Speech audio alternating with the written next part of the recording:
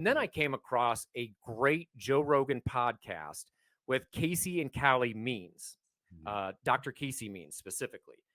And they really talk about how awful our food supply, our food system, what we're eating, what we're giving to kids, and moreover, seed oils.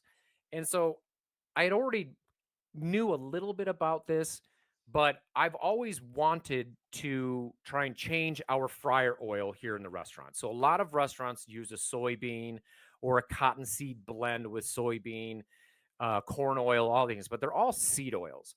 And what I found out is that seed oils, for me, and turns out a lot of other people, cause a lot of inflammation in various ways.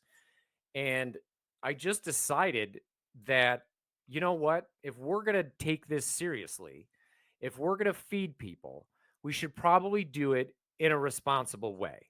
Now, the problem for a lot of operators is, and just like anybody at home, when you try and go buy ingredients that are healthy or clean, generally they're more expensive. So Correct. it is easier to eat ultra processed foods because it's cheaper. It's cheaper to give those things to our kids.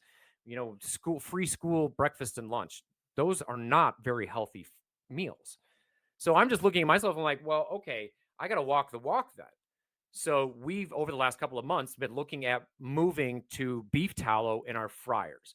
This was actually also brought to my attention by Chef Gruel, who is a Food Network star judge out in California, has got a restaurant, Calico Fish House.